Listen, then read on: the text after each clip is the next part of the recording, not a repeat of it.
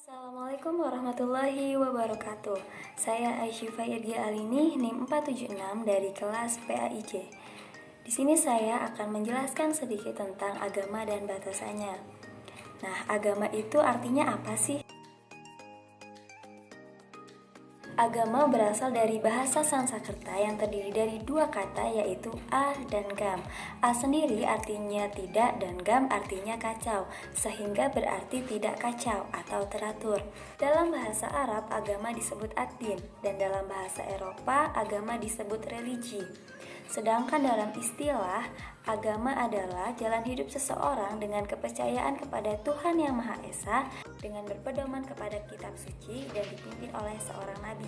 Suatu keyakinan atau kepercayaan dapat diakui apabila memiliki syarat-syarat tertentu yang harus dipenuhi, sehingga keyakinan tersebut dapat dianggap sah sebagai suatu agama. Menurut Abdurrahman Majri, syarat-syaratnya adalah: yang pertama, adanya Tuhan yang harus diyakini sebagai sumber kekuatan dan kekuasaan. Yang kedua, adanya kitab yang diturunkan oleh Tuhan untuk pedoman pemeluknya.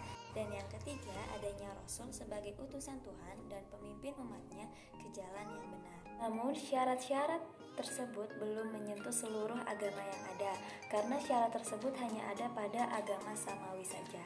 Apa saja agama samawi? Agama samawi itu agama Nasrani, agama Yahudi, dan agama Islam. Sedangkan untuk agama yang lainnya belum tentu memiliki syarat seperti itu, seperti agama animisme atau dinamisme yang biasa dianut oleh manusia primitif.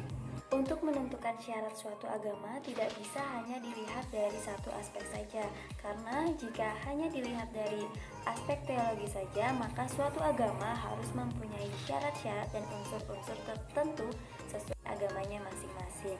Namun apabila dilihat dari aspek ilmu perbandingan agama, maka agama tidak harus memiliki syarat-syarat dan unsur-unsur tertentu.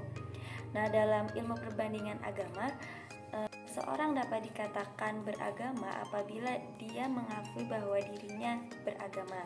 Seperti misalnya, saya bertanya kepada seseorang, apakah kamu mempunyai agama? Lalu orang tersebut menjawab, saya mempunyai agama saya animisme. Nah, itu sudah dikatakan ia menganut suatu agama, terlepas dari apakah agama itu mempunyai syarat-syarat atau tidak. Selanjutnya, perkembangan pemikiran beragama. Menurut pendapat Muhammad Arsyad, agama Kitabiyah dan yang masyhur berpendapat bahwa manusia pertama menyembah, memuja, dan percaya kepada Tuhan Yang Maha Esa. Andai kata mereka menyembah kepada selain Tuhan, maka mereka dapat dikatakan musyrik. Kemudian konsep ketuhanan dalam agama-agama.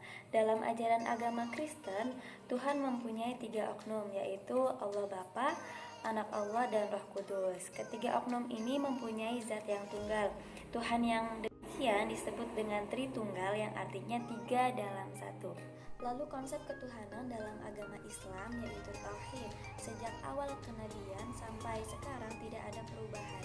Semua nabi-nabi yang telah diutus Tuhan pada zaman dahulu telah mengajarkan bahwa Tuhan adalah Esa, tidak ada yang lain daripadanya. Esa di sini menurut Islam yaitu keesaan Tuhan yang mutlak, tidak ada Tuhan kecuali Allah Subhanahu wa Ta'ala.